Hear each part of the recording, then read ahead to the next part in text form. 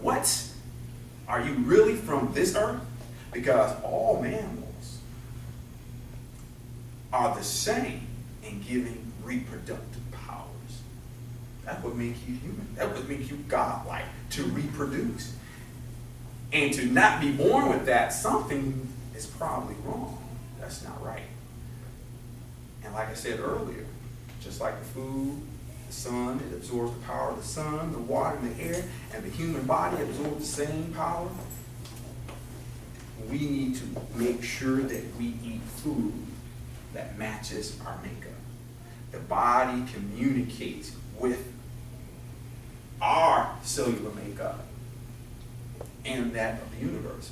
And even to the extent, like I say, I'm always trying to drop some things that help you to think about it, to the extent that food has specific color, shape, texture by design, not by chance. Everything can be the same color, everything can be the same shape. But we have all these different foods by design, different shapes, color, texture. Like, wow, why?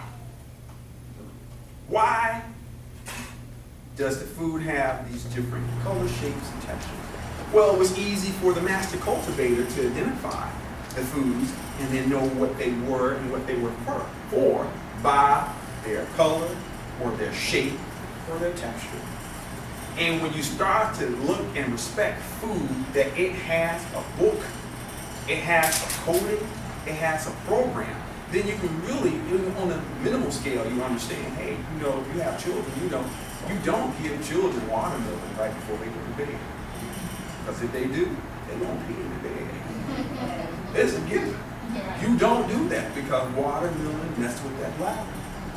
And all the foods have a certain programming and a certain design, but we don't care about none of that. Because half the stuff we eat ain't even really food. And we allow man to feed us food that has changed that coding. So I say to you, respect that food and understand that that food on even a minute scale has a function. You don't eat hair to grow hair. You don't eat nails to grow nails, but how did your body grow these things? And then they say, hey, you got a low arm, get you some arm peel. I say, for real? That don't even make sense to me. You need to eat food that may have some arm properties in it, but it has to be some sort of alkyd structure that things intertwine to give you that arm. You can't just replenish it like that. You don't eat skin for your body to get skin. This is not how the body works. So understanding that, then you understand that certain foods shouldn't be introduced to the body at certain times. So just check this out. This is me sitting around thinking, when you get a chance to, me sitting around thinking, little kid, Garden of Eden, we have children, have a child, and the child becomes 2 years of age, and he gets a chance to walk around. He in his Garden of Eden just kicking it. Oh man, things looking good. What do we eat? Anybody, what do we eat? 2 years of age, he just learned how to walk. Dirt. Dirt. Oh, to try to leave your child dirt right now, see what happens. No, kids do that. Okay. I give you that. But we ain't in no desert. I just said we in the garden. Why? Why would I eat grass? I'm a kid. 2 years old. Say that one more time. That's one indication what he would be eating. Closest thing to the ground. Tell me something else that's close to the ground. That's good. Fruits. Who? Seeds. Oh. Come on now. Fruit. Green. Oh, which ones? Red. Close to the ground. Which ones? Come on, people. Yes. Ding, ding, ding, ding, ding. Yeah. Because they grow in bushes and they grow in shrubs. And guess what else about berries? A child with 1, 2, they can eat plenty of berries. Soft, small seeds, he can swallow it down. Colorful, sweet, appetizing. He can pick them up because they're small enough. He can put them in his mouth. Wow! God put the design in place for little kids to eat berries that's close to the ground, something that they can get to feed themselves because they're in this perfect garden that you don't have to watch over them. The animal's not going to eat them. This is hypothetical thing going on right now. If you start to imagine what was supposed to take place. So now you're in the garden, a little kid walking around, crawling around, he eating berries, it's colorful. I see a berry, it's a red berry there, it's a purple berry there. All the berries are color because there ain't no white berries. Understand that? Person with color need to eat food with color in order to maintain color. Now that child starts to get a little taller. All right, I've been seeing some stuff hanging up pretty high. They falling down. Boom, here go an apple. Oh man, I don't got no teeth. Ain't mess with that. But when I get a little older, guess what I'm gonna do? I'm gonna tear up and me some apples. I'm gonna give me some pears. What else I'm gonna get that I can just bite through the skin? But now, before I can tackle the citrus stuff, because if I'm a little baby and I get citrus stuff in me, that little acid kind of strong and kind of sweet, my mouth might not be ready for it. My hands might be ready to peel it. So now I have to get stronger to peel certain fruit to get to it. Things are put on the earth by a design. How about you? And if you follow some of the principles as far as what you will be introduced to as you get food, then you understand. Stop putting the chicken bone in the child's mouth. What for? And I'm going to hit you with another one. This is going to really hit you. So now, you garden-like material, garden-like, God-like person in a garden-like type of atmosphere, you walking around, you proud, all naked and feeling good, but you don't know that yet. But still, you all around there and you having a good time and you ready to eat. You get down on your knees, you barrel through the ground, and you pull up a carrot. Why? Why would you get on your knees, God-like creature, and dig through the ground with your nails? You don't have claws now. With your nails, and dig through the ground and pull out this root vegetation talking about, I'm going to eat this dried root that's not sweet. Sun don't shine on it. Water don't fall on it. I'm going to eat this and say, ooh, this is good food. That I had to barrel through the ground. No, I'm a godlike creature. Let the animals that's on their hands and knees or on their fours or in the ground, let them eat that. Because that's what God told them anyway. I give the other vegetation to the animal. But now to this day and age, we fast forward, I have to have a conversation to tell people why vegetables is not the first thing you're supposed to give to a kid. They look at me, I'll look at them. You give yourself vegetables and you try to get a kid vegetables, what he say? He don't like it. So the eat fruit. First thing, but who? You say that again? I say you give kids fruit, they eat fruit. Yes. Oh, they do. Yes. I thought you said that. Some people, because I tell people like, why you still give your kids vegetables now? Because they said you get. I mean, who is they? Why? This is something because there is some active ingredient that's in this. But then now, fast forward to this day and age. Oh, guess what? We found some superfoods. We're going to extract some juice from it, put it in a bottle, put it in a pill, and I'm going to sell it to you for $40, $50. It's super. Noni, acai, camu, you name it, pomegranate, we got it. It's super. And I say, well, if you would have left me over there, I would have been eating this superfood all the time anyway. And it will be my first selection before I eat a potato or a beet or some garlic or anything, or a bean for that matter. Then people say, well, Sherwood, are you saying don't eat these foods? No, I didn't say that now, because God already said you got to eat some of that stuff. That's the curse. That was the punishment. You got to eat some of that stuff. But do you got to eat it all the time? It's the most beneficial thing for your body. And that's where you start to use some of your intelligence, because he didn't take that away. He said what you have to choose from, but that doesn't mean you got to choose that all the time. It's like I tell a person, hey, it's your Sherwood, do you eat meat? I said, yes, I do. Oh, okay, I thought you was a vegetarian or vegan. I said, no, I'm not, but I haven't eaten meat in a couple months. But I still eat meat. I don't have to eat it every day. I don't have to eat it at every meal. Lord knows if you walk away from here, don't eat it in the morning time. That's one of my cardinal rules I teach my clients. Do not break your fast of 8 hours, hopefully you get 6 to 8 hours. And you wake up, the body's trying to get alive, it's trying to purge out the things out the system, it's trying to clean itself out, and you give it a dead carcass. And say, digest this. I just saw something just hit my news feed today. Right. Something just hit my news feed today. And they said, open up the refrigerator. And the question it said is your refrigerator a garden or a morgue? That's deep.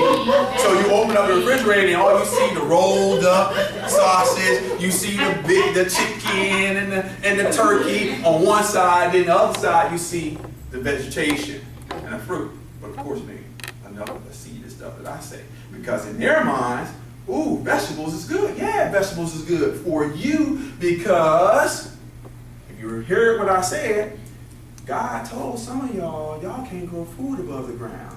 And you had to embrace food that was in the ground. And if you had to embrace food in the ground, then you taught all your people to embrace food in the ground. And then that person said, let me teach you people that's supposed to have the power to grow food above the ground how to eat. Eat vegetables. And we said, okay, sounds great to me, especially in America. Let's crop up all the stuff. Anything that I say that's grown very proficiently here, I look at it twice. That's just me. I'm like, I don't want your apples, I don't want your oranges because they don't taste the same. I don't want your peaches unless I really know where it came from. And I'm cutting in the middle. I cut up an apple the other day. I looked at it. I'm like, what's this white stuff in the middle of my apple? Where's the seeds at? Why are the seeds immature? Why is it white stuff in the middle of my apple? I cut up a peach. Why did the peaches just fall out the middle of this thing? I mean, back in the day, you used to have a peach and you sucking on the seed, trying to get the rest of the meat off the seed. Like, let me just walk around with this seed in my mouth because it got all the juices in the meat. And right now, you cut it open, the seed just fall down to the ground. You be like, should I eat this peach? I just spent the money on my peach and it still tastes sweet. But I said, wow. And then we wonder why we said, we wonder why we have issues of health.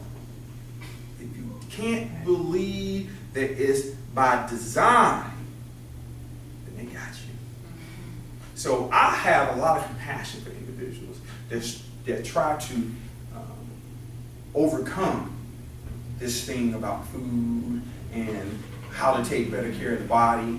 And it takes passion. I mean, patience too, because I get people all the time be trying to tell me, hey, I know I eat right. I eat pretty good. I'm like, okay, tell me what you eat. Well, I eat chicken and fish. I'm like, if you tell me the first thing you eat is a dead carcass, you have no idea how to eat right. That should be the last thing on the plate. I just gave the food pyramid. Things with seeds in it. Then we talking about vegetation in the field. Then we talking about grains. And then we talking about meat. Vegetation in the field. What type of foods are those? Greens, or you can call them root vegetation. Okay. Yeah, greens, root vegetations. But there are certain ones that I say be leery about. Corn, for instance. There are certain foods that God didn't grow. That man, in his development, and for those ones that had problems growing food above the ground, they learned how to put stuff together. So corn is not a natural food of God. All starch foods that grow above the ground are not a natural food of God. This is man's development. So I say with that, just know that it doesn't have the same power as the natural foods of God. And I say this, since we asked that question, let's talk about real quick, because I want to make sure I respect time and just have some question and answers too. I want to talk about real quick because I spoke about vibrations of food, and so hopefully you understood what I said. Things with seeds in it that has a different vibration than things that doesn't have seed in it. Dead food has a different vibration than chemical processed food. All right. So when you look at some hybrids, that I think God gave us the ability to kind of create some of our own new foods and new fruits. And some things will take place naturally by itself, but then there's some things that will never have a natural interaction with one another that man started to create. And so now they call it gluten.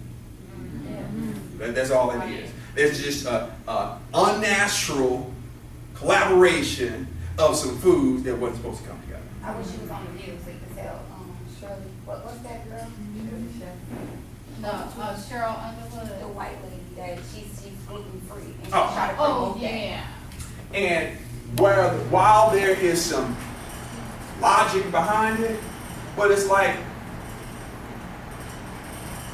but nothing was wrong with the grains 40 years ago. Right. If you throwing chemicals all on the food, and then you say, well, eat this, and your body say, I don't like this, I can't digest this, I don't know what to do with this, and then you say, well, it's because it's gluten. That just don't sound right. If you eating this, I get people who say, hey, I'm allergic to fruit. I say, you ain't allergic to fruit. You allergic to the chemicals that the fruit that has been saturated to, and when you bite into that fruit, especially your strawberries, because it's pitted and all the chemicals can get inside of it so easily, and you bite into it and it gives you a burning effect. You ain't allergic to strawberry. You're allergic to chemicals, and your body tells you something's wrong with that fruit. So now you have to start thinking about that. Wow, okay, so now I can see why there should be some organic food that we do eat. Because certain ones are pretty susceptible to chemicals. Fuzzy type fruits, your broccoli, you spray that, you can't wash out. It's all in the florets. You know, fuzzy, soft fruit, your peaches, your nectarine, it gets sprayed, it's kind of gonna soak in there. Can't get it out.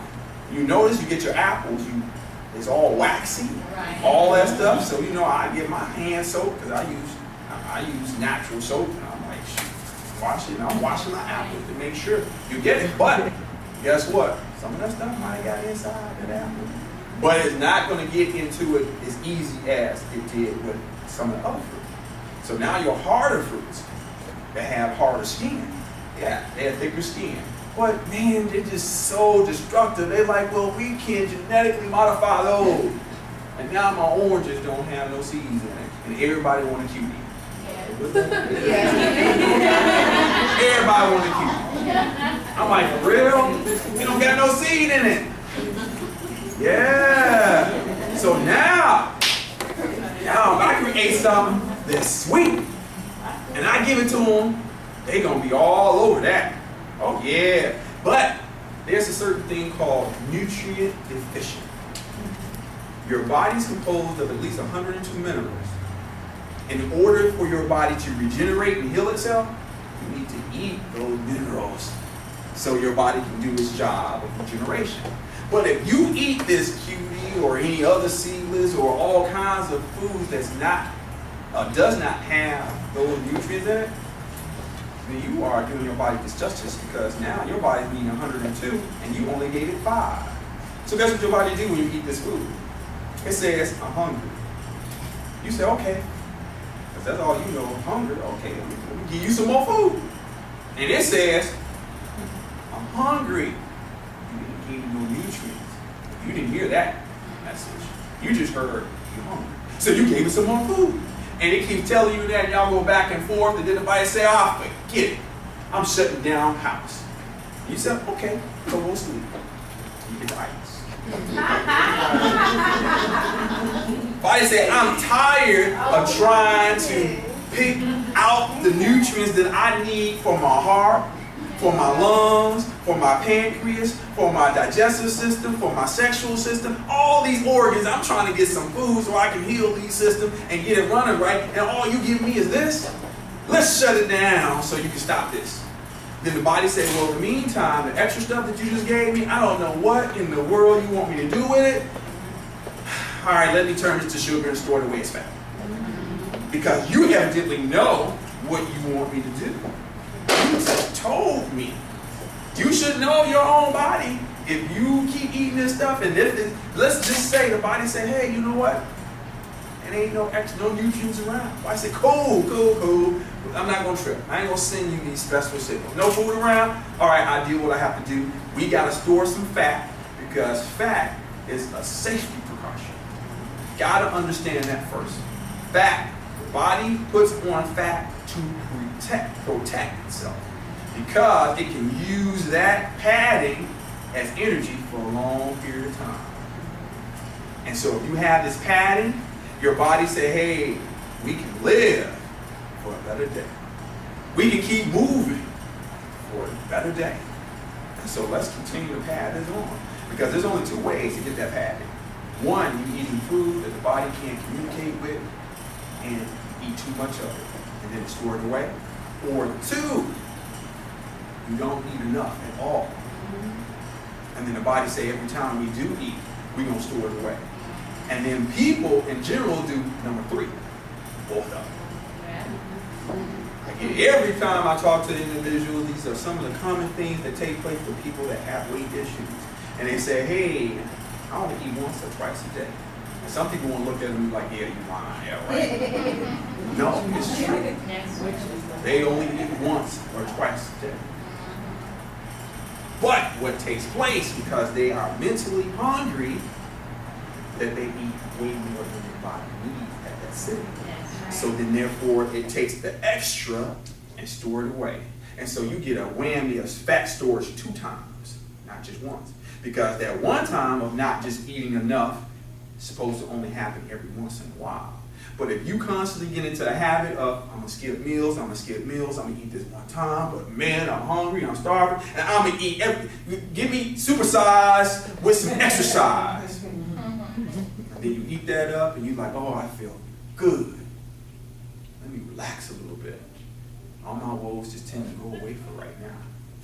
And I just remember how I felt because I was in an anxiety state before I ate. I was starving. I was really hungry. Now I satisfied that I feel good. What did I eat? Oh yeah, that chicken at Uncle Remus with that chicken sauce on it. Oh man, that was so good. Oh, and top it off with one of those little cookies or a piece of slice of cake. Ooh wee! I feel good. He said, okay, man, you wake up and your body be like, yeah, you remember what you just ate, right? Yeah, you remember. Oh, I got bubble guts, I got to sit here. Oh wait, I gotta go through all that. But that was good though. But I gotta go through some stuff. But I tell you, whoo, I ain't gonna do that no more today. Till you go through the whole day and don't eat again. Then you get hungry again, like, dang, what I'm gonna do? I'm hungry. Whoo, I forgot all about what took place when I ate the other food, but I sure remember how it made me feel. And you do it again and again. And it's easy to put on 20 pounds a year. 1.5 pounds a month. Problem is, after 10 years, it's 200 pounds. Easy. I have healthy clients. I had a client, she was 413 pounds. I didn't know that. She called me and said, Sherwood, I need your help. I heard about you. Can you help me out? I said, okay, cool. What's going on? She said, you know, I got this knee issue. I don't know what's going on with my knee. I'm like, yeah, well, tell me about it. She said, oh, man, just out of nowhere, this, that, and the other. I went to the doctor. I said, okay, all right, so, give me some stats. Where you at? She said, you know what, that doctor told me I weigh 413 pounds. I think he lying, though. That ain't right. I'm like, hold up. How tall are you? I'm only about 5'5". Okay. All right, about 43. I said, okay, well, 10 years ago, what was you at? Well, 10 years ago, I was 175 pounds. I said, so what happened? She said, I stopped exercising. I said, that's what you think it is? Cool. I just have to digest it. Cool. I understand that. I got to be able to understand that what sometimes people think. Or I get that person that wears size 28. She says, Sherwood, I need you to help me because if I get down to size 22, I'll be good. I'll be like, but you're 5'3".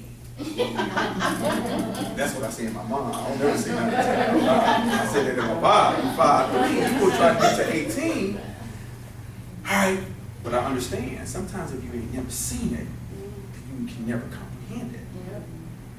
And it's hard for you to comprehend because then you lose weight and you think people are going to be calling you like you on crack or something wrong with you or something. And they be like your head can't fit that well in your pocket and all kinds of stuff. And this is a whole lot of stuff people start creating why they can't get smaller. I heard it. I'm upfront if you don't know me. You know, I'm upfront and I keep it for real. But that's what they say. I understand it though. But then they don't understand your head swells when you get on weight too. It does? Most definitely.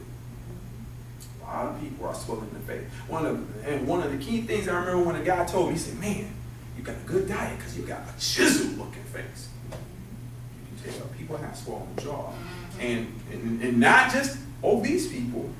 I tell there's a whole lot of skinny fat girls walking around. That's Right. They don't know it. There's a whole lot of them over here be like, you know, I be like, and I do a body fat count. So I find out what your body fat is. And then I see how much your lean mass is. Because I say this to everybody, really take this to heart. Your weight is not the issue. That's right. It's never the issue. LeBron James, 275 pounds, they be like, that joker a beast. He can jump, he can run, nobody can stop him. And he's 275, he's unstoppable. His weight's not a problem. Now, if he was having a problem, he couldn't get around like a Charles Barkley and was trying to still play, he'd be like, he need to lose some weight. That's the first thing they would say, he need to lose some weight. But his weight is not an issue. And I tell the elephant, nobody look at the elephant and say he's fat. No, that's what he's supposed to weigh. He's supposed to be like that. His weight is not an issue. If he got skinny, there's something wrong with that elephant. The rhinoceros, that joker weight 7,000 pounds. His weight's not the issue. And the best caption I ever saw on the rhinoceros on the photo was like a big cat coming around and he's like walking. And the rhinoceros say, here come this ignoramus again. And the big cat said, now what you still eat for protein again? Because rhinoceros don't eat no meat. But he's 7,000 pounds. He ain't gonna lose no weight either. Weight is not the issue. It can be a symptom. It can be an indication that there's a problem, but it's not the issue. There's other things that takes place that cause a person to be able to get sickly. And when I put a person in a body fat measurement, and like I say, I talk about the skinny fat girls, and I'm gonna use that candidly because I don't like using the word fat. But for the skinny girls, I'll use the word fat, skinny fat girl. And I give them a body fat analysis, and they 130 pounds, but 35% of it is still fat. And I'm like, that means that only 89 pounds of you is lean mass. Osteoporosis, that's how it happens. Bones get weak, the body get weak, and now, as you get older, you start to crumple because you have no strength, because you lightweight. Most of your body fat is fat. Big girls got you beat because them jokers kind of, stout. They build up some things. So their weight is not the issue. It's a learning how to have an equal balance of the both. And I say, get off the scales and stop worrying about the scales. It's a false indication. This BMI, I'm overweight on BMI. It's a false indication. I look at the animals and I say the animals don't have a machine, don't have a potion, don't have a health club membership, don't have nothing. But all thoroughbreds are going to look like thoroughbreds. All lions going to look like lions. All grizzly bears going to look like grizzly bear. But you get a dog and a cat that live with a human, you have an overweight dog and an overweight cat. I got relatives that got a blind dog to this day that have to get insulin shots every day. I tell my little one, we go over this house, don't you dare eat nothing from this house. Because if they feeding the dog blind, I ain't smart, but I'm going to tell